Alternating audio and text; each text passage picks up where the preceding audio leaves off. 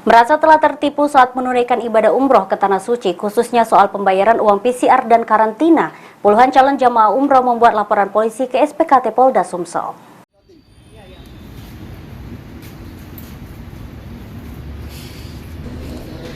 Puluhan jamaah umroh yang ikut salah satu biro travel di Palembang membuat laporan di SPKT Polda Sumsel karena telah merasa tertipu saat mengikuti umroh, karena pihak biro travel telah meminta uang tambahan untuk biaya karantina dan PCR ke para jamaah.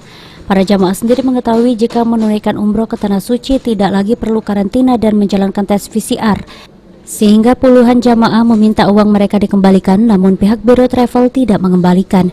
Sebelum membuat laporan polisi, puluhan jamaah telah melakukan somasi, namun tidak ada tanggapan dari pihak pimpinan biro travel.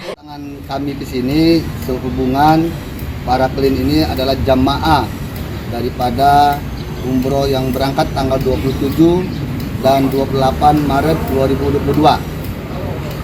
Jadi sehubungan itu ada indikasi dugaan pihak travel holiday angkasa wisata yang berada di KM 12 itu memungut dan meminta biaya tambahan karantina dan PCR dan antigen.